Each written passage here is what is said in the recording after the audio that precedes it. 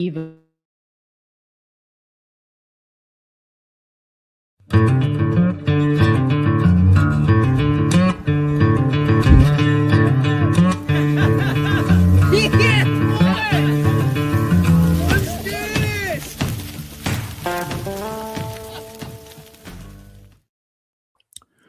Good morning. It is March 3rd.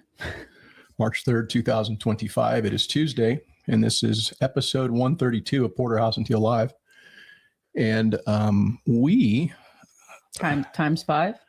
We have been trying to record here and just having a lot of problems with our whatever it is. I don't know exactly, internet or the StreamYard or what have you. Don't know. So anyhow, we are sitting down this morning to share a few thoughts. And the first thought that I had was that it is really a great day to be a prepper. Just like it's a great day to be alive every day, it's a great day every day to be a prepper, because you never know when something is going to cause you to need your preparedness items. It's great just to be prepared. And with all that's going on with the new war that we are involved in over in the Middle East,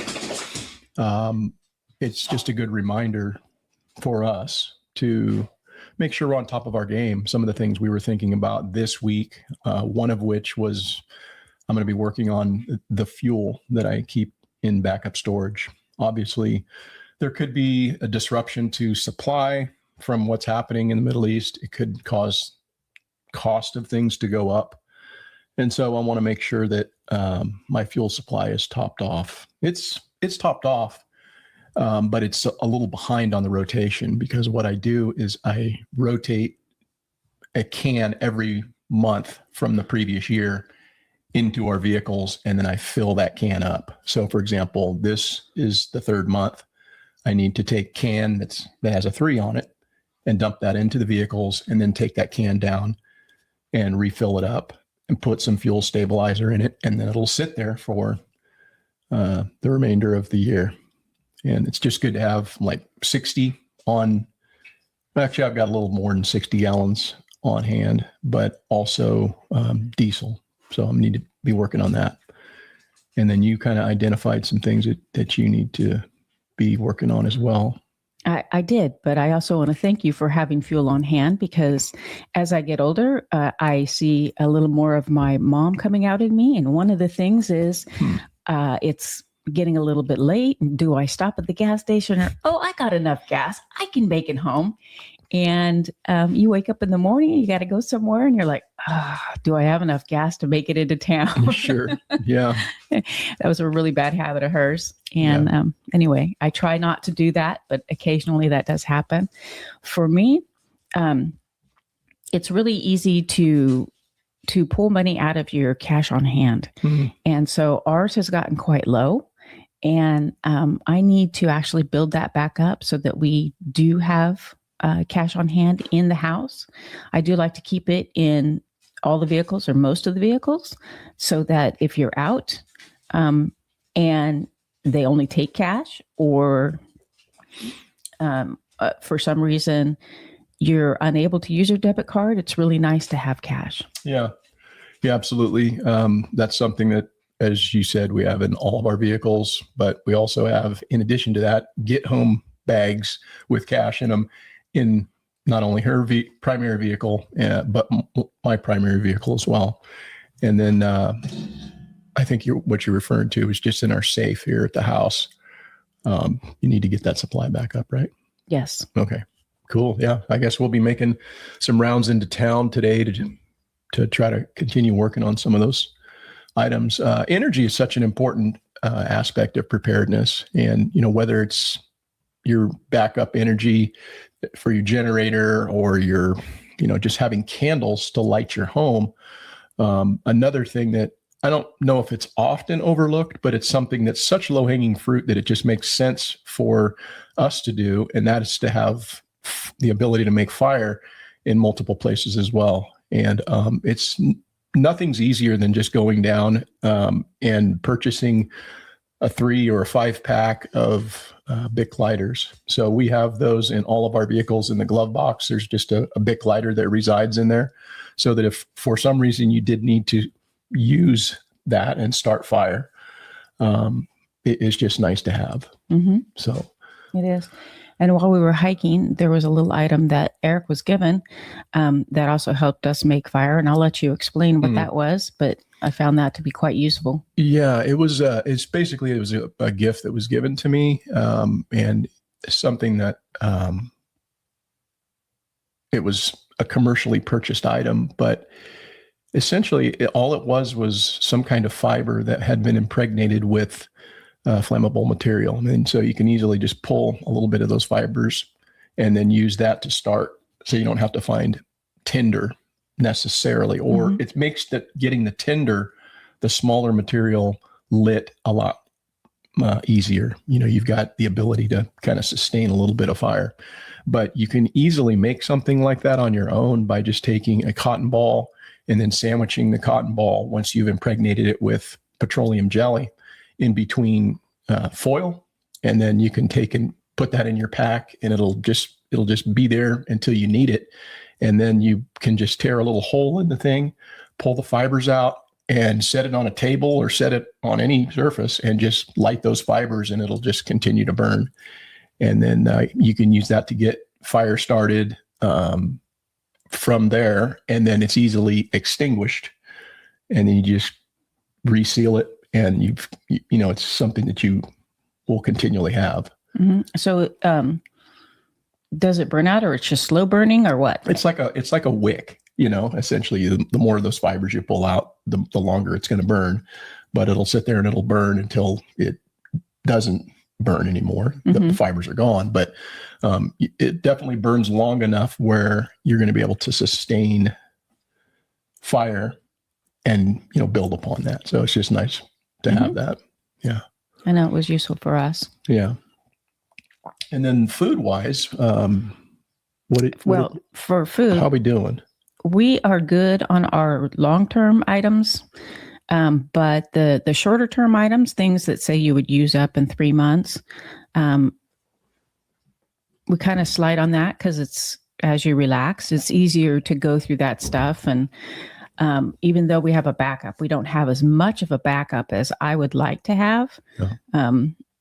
I know that occasionally when I'm making dinner, that I will think, oh gosh, I hope I have this item. And I'm just thrilled when it's there, and really upset if that's something I forgot to get in the grocery store and I didn't have the backup. So it's really nice to have that there. And definitely makes it a lot easier and a lot more comfortable. Yeah. That's smart. It's a weird deal, this whole war that we're now involved in. And it's kind of almost hard to believe in some sense for me.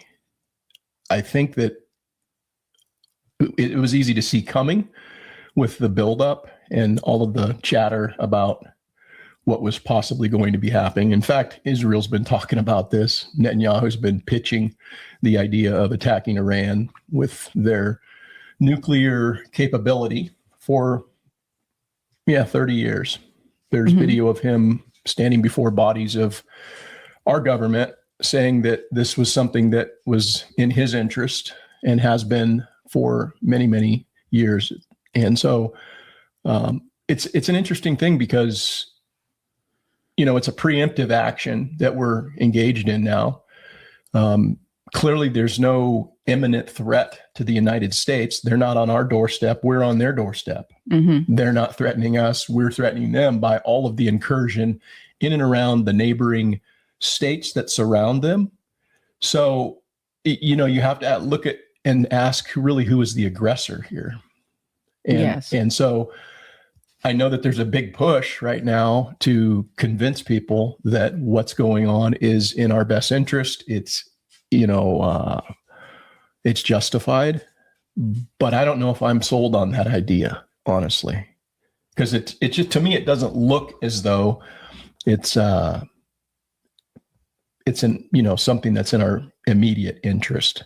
But we've now been engaged in this, and there's going to be an ongoing campaign to propagandize people and to try to convince them that this is in our interest. But it is very surreal because all of the folks that are now telling us that this is in our interest, most of which, including the president, said this was something that they weren't going to do.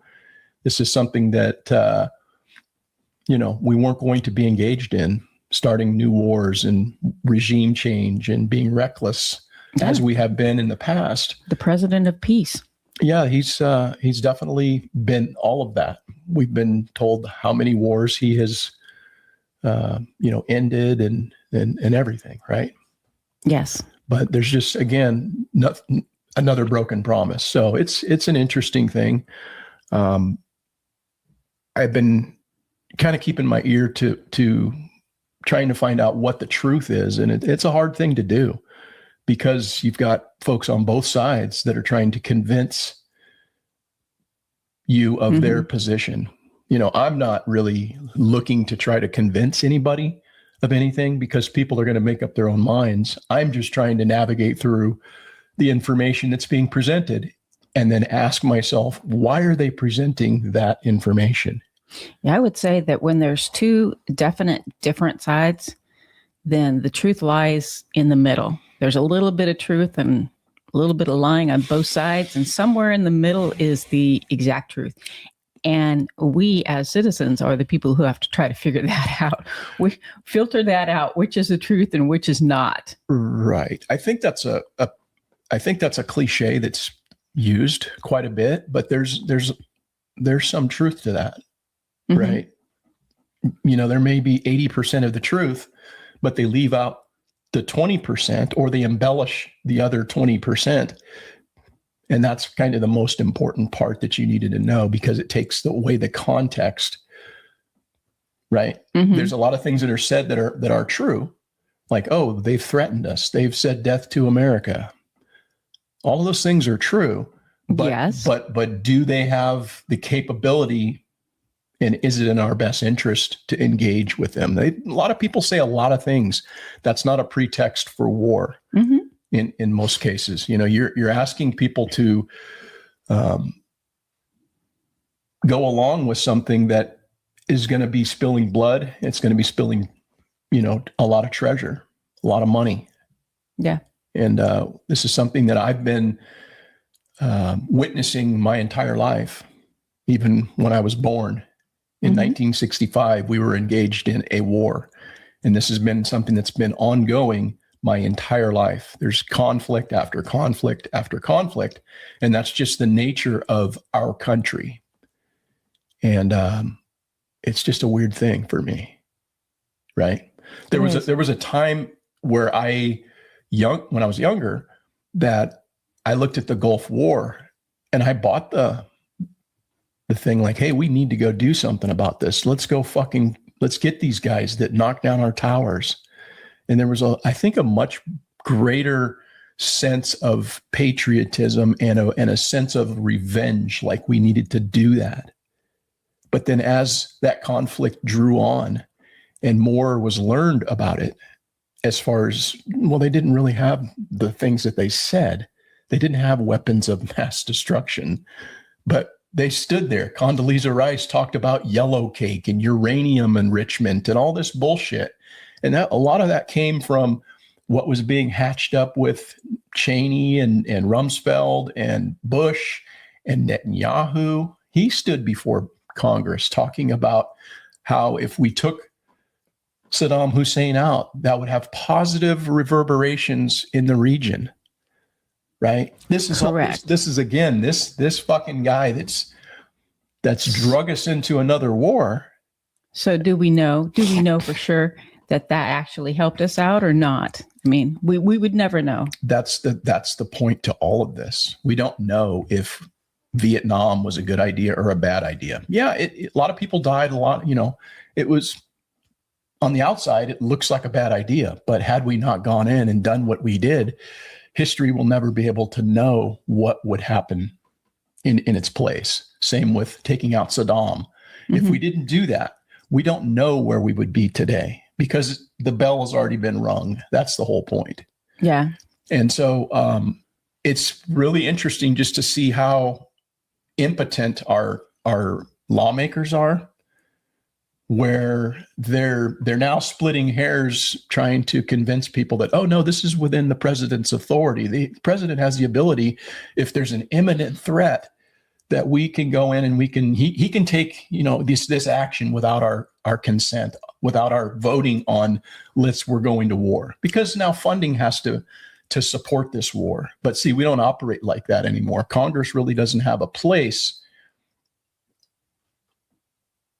except showing up on the media platform of their choosing, whether it's CNN or Fox News, right? Left or right. Mm-hmm. They're going to show up and put forth what they want you to consume. And I've got some examples here. Here's just one example of the Pete Hegseth. Now, Pete Hegseth is a guy I kind of like, actually, a little bit. He's kind of a dude, right? He's a guy. He's not wearing a fucking skirt, and he's not trying to be all woke and all this other stuff, right? Mm-hmm. And he's a soldier. He's a warrior. He's somebody who has worn the boots. So you would think that he would, have a little bit more reservation when it goes to asking people to sacrifice in warfare, right? He would be more sensitive to that. But he's all in right now. But this is what he said back in November of 2024. I've been a recovering neocon for 6 years now. Like, the foolishness with which we ricocheted around the world, intervening, think it was in our best interest, when really we just overturned the table and created something worse in almost every single scenario, has led to the hubris of the Pentagon is that they want to now tell other countries how to do counterinsurgency based on what we did in Iraq and Afghanistan. Like, are you kidding me? So you really have learned nothing. Okay, nothing. So yeah, you're right. The trust there that our political leaders or our generals would have our best interests in mind is totally broken. It's totally broken. So things are different now because he's the head of the organization, Department of War. So there's going to be a different level of trust. But they put in their folks, which is fine. That's what I would expect them to do. But that was 3 months before Pete was the Department of War head, mm-hmm. right? Secretary of War, they call him now. Used to be the Secretary of Defense, but they've changed that to War, which is kind of an odd thing to do if you're the president who's the peace guy. Right. Correct. Now, my understanding is that was what it used to be historically. When the government was first founded, that's really all they had. They had like the Secretary of, Treasury, Secretary of War, and there was one other like major department. That's essentially all we had when the country was first founded. And then, of course, government grows and expands, and now there's secretaries everywhere. But that's what it originally was. So I think they're kind of going back to an old school, like, hey, this is we're taking it old school. But that was 3 months before Pete was in this mm-hmm. position. And then this was yesterday. He stood before and gave a press conference.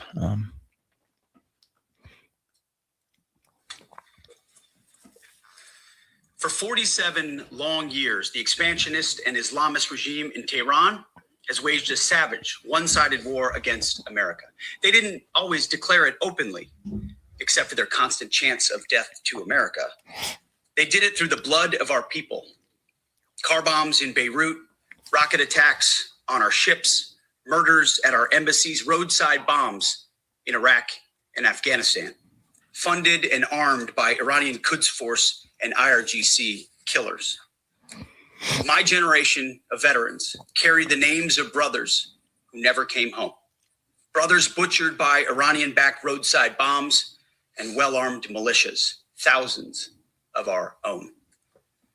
We didn't start this war, but under President Trump, we are finishing it. So, he said that we didn't start this war. That's something that's clearly up for debate. He said a lot of other things in there in the middle that were there's some truth to. They have been saying death to America. But what would you say if you've been essentially being attacked for all of that time? Yeah, I'd have much the same feeling. As a citizen now, and what I mean by that. But in listening to that, they're not telling you what we've done to them. They're just telling you what they've done to us. True. Right. So it's very one-sided. True. And so there's some truth into there. There has been car bombings. There have been things that have happened, but that's generally speaking as a result of what pressure they've been under as well. Okay. Mm-hmm. For 47 years, this has been going on. It's an ongoing war. And part of that war is us threatening them. The reason why they're striking all of these neighboring Gulf states are because those Gulf states have become Western allies where we have put our forward operating bases surrounding them. So just imagine for a moment if we were to have had China or Russia or some other adversary putting in bases in Canada and in Mexico or down in Cuba. And now we're surrounded with all of this military power, and we don't have the ability to fight back with nuclear weapons. We are being the people that are, he said that their expansionist views, that's what he started out with saying, they're expansionist, whatever, right? That like they're expanding their territory. That's not true at all. Israel's been the one that's been expanding their territory into the Golan Heights, into the West Bank, into further like in Gaza now. Mm-hmm. And so you look at what is actually the truth and what you can see with your own eyes. It doesn't take a genius to fucking like read through the propaganda. They say some things that are true and you go, oh yeah, those fucking people did car bomb us. Yeah, they have been saying death to America. So therefore, we should be the ones who are preemptive in this. They can't threaten us. You see what the fuck they're doing now, right? Mm-hmm. They can't even threaten. That's all they got. Which is not to say that they're not a difficult adversary to fully turn over, right? We defeated Afghanistan. We defeated Iraq with our air superiority. But as far as going into that country and getting those people to say, okay, now we're going to take your puppet. We're going to accept your puppet that you've chosen for us as a leader. I don't know how easy this is going to be. And I wanted to talk about the actual, what I haven't heard a lot of people talking about. I don't know if it's true, but it's something that should give everybody kind of cause for concern as it relates to how easy this thing might go, because they're going to stand before us every day and tell us, oh no, we're not running out of bombs, right? There's been reports where they're saying, hey, we're kind of stretched thin, but Trump's going to get up there and they're going to say, oh no, we're winning this thing. Everything's going according to plan. We're ahead of schedule. I can almost assure you we're probably not ahead of schedule. Now we're going to continue to drop bombs. We're going to continue to weaken this country. Civilians will be killed along with, people that are taking up arms. But they're just like they did in every fucking war. They're going to tell you mission accomplished. They're going to tell you, oh no, everything's going great. Because what they don't want is they don't want to revolt at home. They don't want people saying, oh, this looks fucking bad. Right. They want you to feel relaxed and comfortable that everything's being handled correctly. And it's really about the messaging, because if you watch what's coming out of both, like say CNN and Fox, Fox is all in, man. If you want good cheerleading, if you want to hear all the things that are going to make you feel good, if you're a war supporter, that's where you go. You go to Fox News and you're going to hear Laura Ingraham and Sean Hannity and fucking all the rest of them, Jesse Waters. They're going to be saying all the things you want to hear, right? How good we're doing and how this is noble and those are the bad guys. So if somebody has to, in war, wear the white hat and somebody has to wear the black hat. And that's all part of the ministry of propaganda, going back to Joseph Goebbels and, Hitler's fucking Third Reich.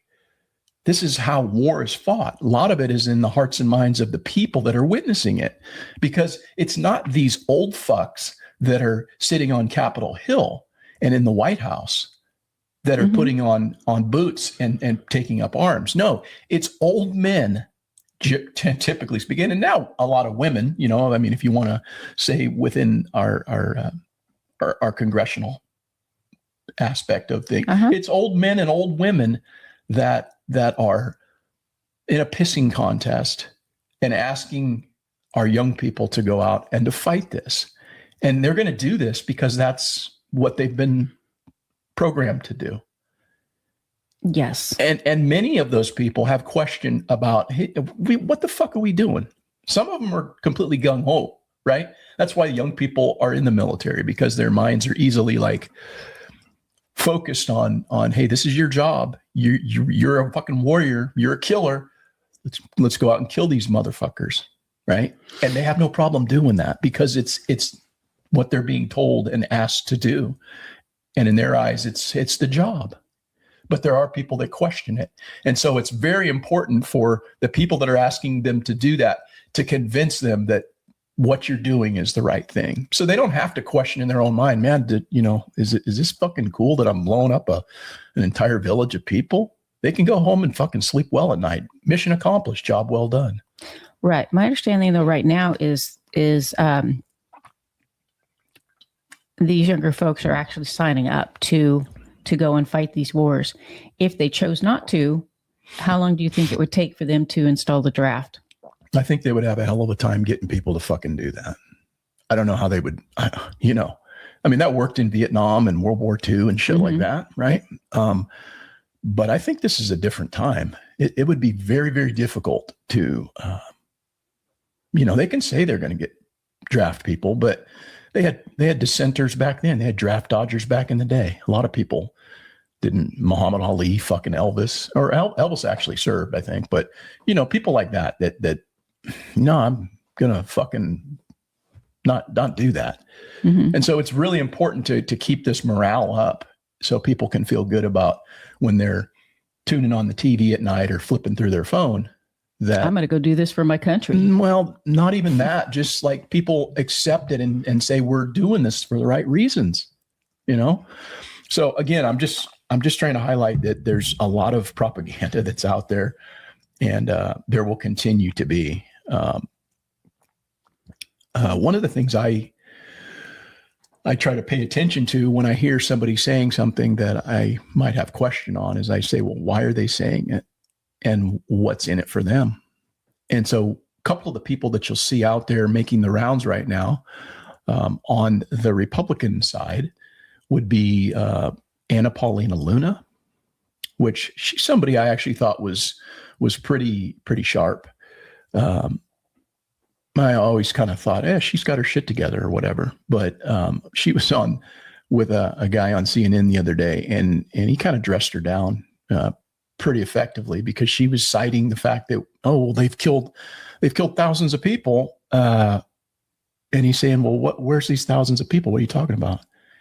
And she didn't really have any specifics on that. She was just saying, this is this, and you need to trust me. And so when I looked into what her motivations are, she's funded by AIPAC. She's received a lot of money from the Jewish lobby. And so it's not surprising that she's not out there now doing the Lindsey Graham dance, talking about this is what we should be doing. Another guy that you're going to see out there probably saying some things, which is, again, I agree with this guy on some of his positions. I look at the position that they take on issues rather than just saying, I like this guy or I don't like this guy, or, he's a Democrat or, he's a Republican. I'm not a fucking cult member. I don't just like put on my red hat or put on my blue hat and fucking drink the Kool-Aid and listen to everything that they say and believe it all. Mm-hmm. So this is John Fetterman, and Fetterman's a left-leaning dude. He's in the Democrats, but he comes over across the aisle on certain issues, which I appreciate. I think, hey, at least you can fucking, go outside of the box. However, he's outside of the liberal box right now, supporting this effort, this war. And so I thought, well, there's got to be a reason why he's all in. Check his contributions that he's received from AIPAC. A lot of money. Another guy is this Mark Wayne Mullins from Oklahoma, senator. And I've seen him on the House floor on different clips, talking shit to people. And he almost fought a dude one day. That was pretty crazy. I mean, this dude was taking off his fucking cufflinks. Seriously. I mean, he was ready to get out of that chair and fucking fight in Congress. They were in like some committee meeting or hearing or something like that. And this dude straight up was like questioning this CEO or somebody. And the CEO kind of got lippy with him. And this dude was ready to come out of his fucking chair and fight. And Bernie Sanders was like, hold, they're all trying to like hold this guy back because it was going to go on. And I thought, oh, this dude, you don't fuck with this guy, which, yeah, I can appreciate it. Mm-hmm. But, he's all in right now. And what they're saying, oh, this isn't a war because there's no boots on the ground. Right. Yeah, not yet. Well, that doesn't even matter. I mean, what does that mean? What defines a war? That's right. As long as you're shooting missiles and killing people, I would consider that war. Armed conflict. Maybe we didn't really have boots on the ground in Venezuela, but we killed a shit ton of the people that were surrounding Maduro and swooped in and captured he and his wife. Would that not be considered war? I would consider that grounds for war. Yes. Yeah. I mean, we're engaged in war at all times, whether it's cyber warfare or espionage or, now that's not technically considered war, but anytime that there's arms taken up, right, and there's loss of life, you're going to say it's not a war because we just lobbed missiles from the ocean into the palaces or whatever. Yeah. Right. So it's just all about this propaganda tour. I don't know. I can play this Anna Paulina Luna. I think she's I'm not saying she's an idiot or stupid, but she didn't represent herself very well here. She just got very combative with. Plus, she's easy on the eyes, huh? She's not hard to look at. She's a pretty lady. Let's just go there. Okay. I think she was like a stripper. That's I think her claim to fame. I could see that. She pull it off. Stripper to politics. I think she could pull it off. But anyhow, this dude lights her up pretty good, and she just wants to fight. But anyhow, this is her attempt at saying, "Oh no, this isn't a war. There's no boots on the ground. This isn't a war." We'll see how long that goes, because again, I wanted to talk about the doctrine that Iran has in place, or at least I believe they have in place. Can you just tell me really quickly, where have they killed thousands of Americans in America? I didn't say they killed thousands of Americans in America. I said that they have been responsible for thousands of Americans being killed. And I think that that's easily something that you can verify. I don't know, state-sponsored terrorism for starters. Are you serious right now about that whole thing? I'm not going to list out exact no, I mean, just give me are you talking about terrorism? Are you talking about the Iraq war where the US invaded? You can start out by the three that they just killed. Okay, the whole point of your network, if you want to actually talk about the facts here, I'm giving you the facts. But I'm not going to sit here and argue with you about something that's commonly accepted and known. Congresswoman, you don't have a good understanding of the Well, I'm the one that's getting the briefings, not you. You're a pundit offering your opinion because you want clickbait, but aren't actually interested in the substance. No, not at all. We can talk about the fact that Obama sent millions upon millions of dollars to the Iranian regime, or do you not want to address that because it's not supported by your opinion and your network? No, not at all. Is this really even something that we're going to actually get? Well, it seems like you just want to. It seems like you just want to filibuster. No, it seems like you just want to filibuster. It seems like you don't really want to have a good faith conversation. Or you just don't like what I'm saying. No, we would have invited you on the air. Every time I'm on with you. Yeah, you keep coming on every time, and you keep stating a lot of things that are incorrect. Because the United States launched an attack on Iran. About it, except for you. The United States launched a war against Iran right now. Iran retaliated, in which American members. Strikes.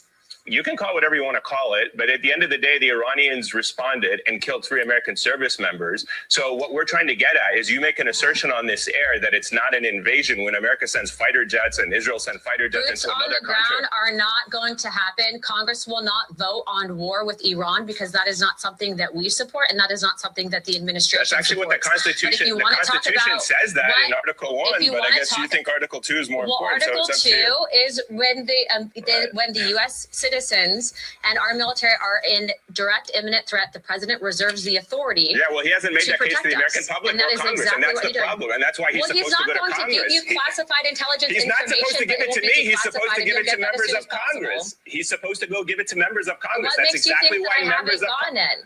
You're only one. There are 435 members and 100 senators, and others have not gotten it. You're not the only one who gets to speak on behalf of the American people. Prior to the strike. Anyway, unfortunately, we're out of time. There was actually a briefing with you coming on. There you go. You don't want to hear the facts. They got a briefing. It's not a fact. I'm telling you what other members of Congress have said, and that's the whole point of them being able to have a debate in Congress. Congress was notified. That's not what members of Congress say, but really appreciate you coming on here and saying something different. Congresswoman Anna Paulina Luna. Really appreciate it. Thanks for coming on. Yeah. So, the pretext for war is that we were imminently threatened. That's what gives President Trump the authority. So they have to make the argument that there was an imminent threat for him to act in the way that he did. That's what she's saying. And she's also saying these are just targeted limited strikes. There's no boots on the ground. Well, we'll see if that winds up being the case. I woke up, in the middle of the night and I couldn't go back to sleep. I decided, let me pull up my phone, as we do when we need to soothe ourselves. So I pull up and I start looking. Some of us sleep. I start looking at war coverage because that's very, very relaxing, and that'll put me right back to bed. To see how we're doing our thing as we always do. It gives me a lot of comfort to know that we're over there bombing people. So I happen to catch this one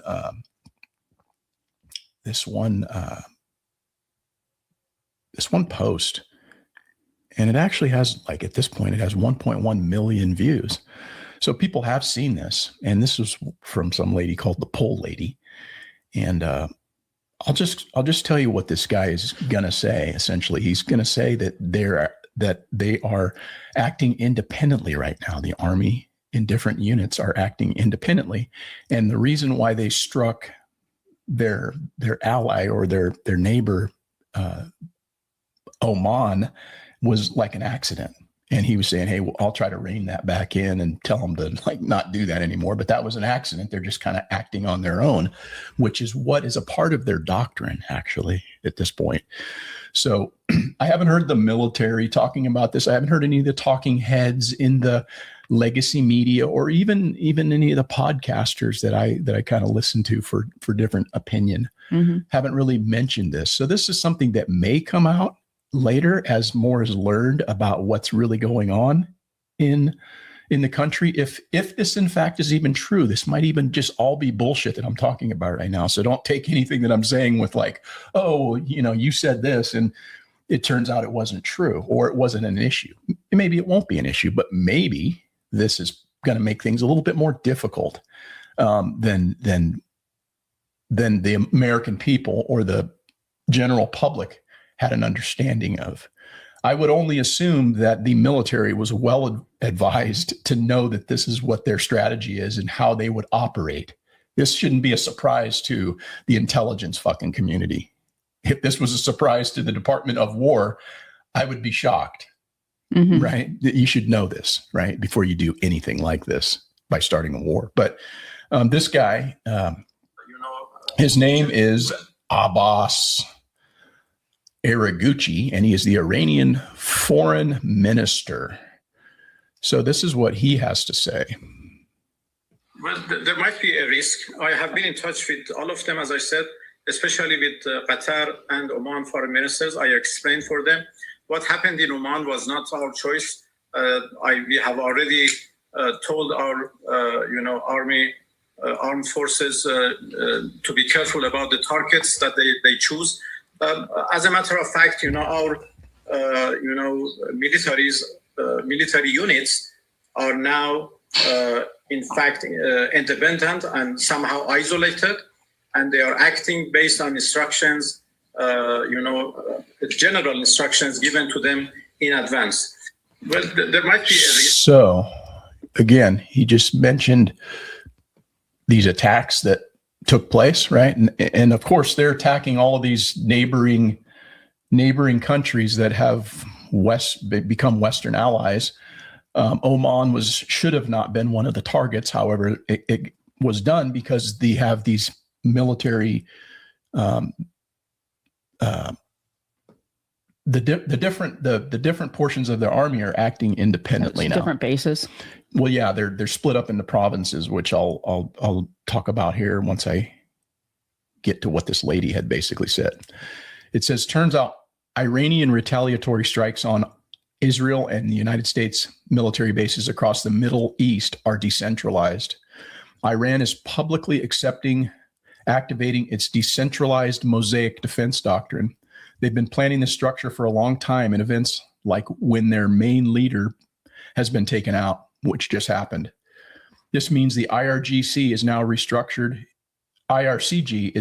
restructured into numerous largely autonomous operational units, each with full autonomy for decision-making and operations during this war.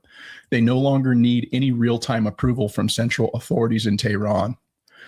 The rest of this is actually just kind of an editorialized thing, and I won't go into that because that's that person's opinion. And so I wanted to see if that was actually true. And so what I did is I put it into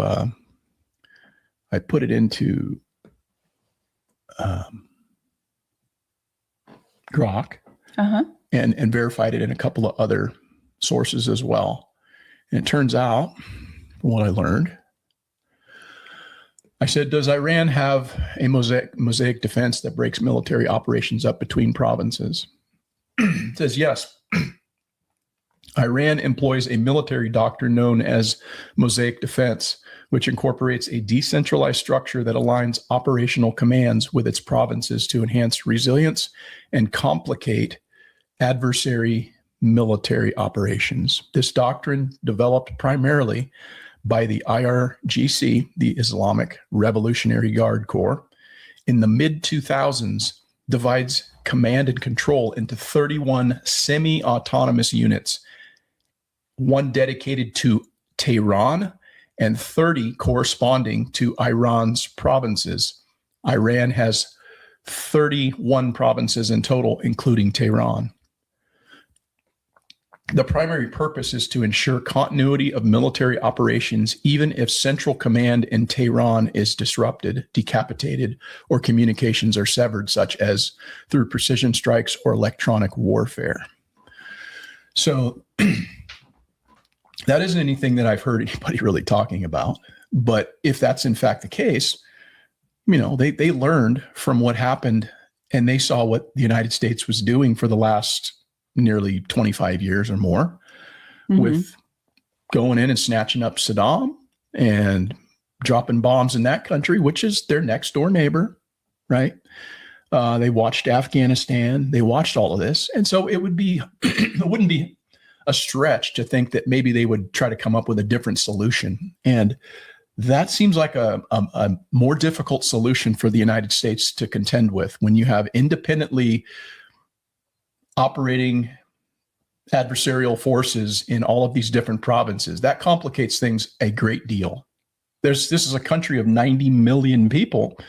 And, if you had an army of 1 million, and then you're probably going to have other factions and other groups and this is a much different scenario than any of the other Middle East wars we've been involved in the last little bit. So yes, we're going to go in and we're going to launch weapons into this fucking area, but at what cost? Yeah, it sounds like they came up with a new strategy instead of just going with the old playbook. They would be foolish not to, right? And so that's why you keep seeing these little attacks in the embassies and, communications facilities in these different places that are friendly to the United States, whether that's Saudi Arabia, whether it's Bahrain or Qatar or, in any of the many, many countries that have become, and I'll use my finger quotes, allies of the United States. I mean, these are people that we've obviously made some kind of deal with, right? Like, hey, we'll protect you if you allow us to put this here. We'll be more friendly to you as it relates to trade, which is all part of the game. I mean, that's the whole trade thing is part of the game, right? It's leverage, but we've also shifted a lot of money around into these countries as well. And a lot of that happens through all of these large bills that are put forth on a Friday evening where the American people doesn't really hear or isn't going to read a 5,000 page bill. I don't think it matters what day they put it out. Those bills are so big that most people don't read through them. That's true. I almost don't think the more that you see what's taking place in our country and how we as the American people think that we have a voice in what goes on. We think, hey, we can elect this person. They're going to enact and to do the things that we elected them to do. That's not what we're seeing now with Trump. Yeah. He's doing a lot of shit that he didn't really run on. In fact, he's doing the opposite of what he ran on. And so it makes you wonder, how much power and control do we, the people, have? And you'd be a fool to say that you really have any. You don't really have any as it relates to a lot of this shit. They're just doing enough so that they can convince you that you need to vote for them again by showing you how bad the other side is, rather than saying, hey, we're going to work together. We're going to try to do what's right for the American people. They have no interest in that. They have interest in aligning with the forces that have gotten us to the place where we are right now, with all this fucking debt, with all this drama. And it's like, you know what I mean? I mean, we are the ones who are threatening. Israel's the ones that are expansionist. Right. I think that we need to take care of the U.S. Everything in the U.S., we have our own problems to settle before we want to go and take care of not Iran's problems, but Israel's problems and get involved in Iran. We got enough here. I know. You say that all the time. I know. Our plate is full here. Yes. We don't need to jump off that plate go running somewhere else. What's your solution? What's your solution to maybe seeing that that's where we're going to head? Because I wish I had a solution for that. So you're going to vote somebody in that's not going to do what the fuck you voted them in to do anyhow. So what's our solution as Americans? What are we going to just continue to pay our taxes? And I mean, that's all we really can do, right? It really is. Or they'd come and take your house if you don't pay your property taxes. Yes. So they kind of have you cornered. Yeah. And I wish I could say that I have a solution. It's prepping. Yes, it is prepping. Exactly. Get everything you need stocked. Yeah. So anyhow, that's kind of what's happening with this doctrine thing. It sounds reasonable to me. Whether or not it's actually going on right now, I don't know. But one could do their own research. They could, type in some stuff on their Google machine and look it up on ChatGPT or any one of the large language models, which are going to give you probably a better indication as to what's really going on than reading the paper or watching Fox News or just catching a clip on your phone. Because you're going to see a lot of shit. There's a lot of propaganda. A lot of shit is fake. you really have to question, well, this isn't like happening right now. That's some footage from fucking, 3 years ago. Yeah. They're showing all the demonstrations and people in the streets and all that. Fuck, that could be AI generated for all we know. We don't know. We're not there. They're shutting off the internet. There's an internet blackout. They control the skies, the airwaves. So what we get is what we get. But you have to just look at the people that are supposedly on your side and see what they said then, see what they're saying now, and ask yourself, why is that? That's interesting, is it not? Yes. Yeah. So again, here's some bullshit off CNN that they played. Folks,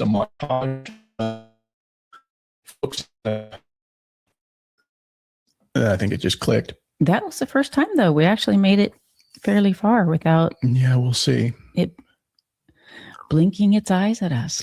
Yeah. So here's a little montage of. And we may have casualties. That often happens in war. I don't know if this is technically a war. We didn't start this war, but under President Trump, we are finishing it. This isn't a war. We haven't declared war. The Secretary of Defense, who calls himself the Secretary of War, said today this is a war. We set the terms of this war from start to finish. Nobody should classify this as war. It is combat operations. War is hell and always will be. Strategic strikes are not war. And So again, it's just the take a listen to what these people are saying and then just make up your own mind on it. It's really nothing we can do to stop any of it, but it's certainly, I think, in everybody's interest just to kind of keep your ears open and your heart pure as far as like what your motivations are for why you support whatever it is that you support, whether it's pro we should be doing this or pro we shouldn't be doing this. Mm-hmm. And whatever that is, hopefully it's not just purely ideological. Yeah. Understand why it is that you have that thought. Yeah, for sure. I've had to grow and understand that these people are all fucking liars. They all have something to sell. And what they're hoping to get you to buy is their line of reasoning. So it's all propaganda, guys. That's really what it's all about. I think we're going to wrap it up before our internet starts freaking out on us again, because it looks like we've been able to get mostly through this broadcast unscathed. But I think that we just need to continue to keep ourself focused and pointed in the right direction, and do all the things that we have been doing, which is preparing ourselves. That's really what it's about. That's what you have within your control. It's not to get too spun around the axle with what's taking place over in the Middle East. Obviously, this is, should be a huge concern for everybody, because this could spin into, World War III. This is the only time in my life where I've seen multiple countries being bombed at the same time on multiple fronts by two superpowers, essentially. Israel, make no mistake about it, is a superpower because they control our country. They are in control of our Congress. They are in control largely of this administration. Yes, I would say that they are in control of our president. So Israel is a superpower. They have over like 300 or more nuclear weapons. They are the expansionist entity here. It's not really Iran, but see, that's what you're going to be told. Iran's just fighting back. We would do the same fucking thing if that was the shoe on the other foot. Mm-hmm. So again, I think I'm going to leave it at that, guys. We got some work to do around here today with our preparedness things, and it's a beautiful day here in Northern California, sunny and warm. The daffodils are blooming. The blossoms are out on the fruit trees, and we got some work to do. So we hope everybody has a fantastic week moving forward. We'll try to pop in when we can and give you a broadcast and share our thoughts. But anyhow, our update. Yeah. Anyhow, thanks for joining, and we hope that you have a great week moving forward. Homesteading is not harmful content, and go out and be better tomorrow than you are today. Yes. And thank you for joining us. Yes.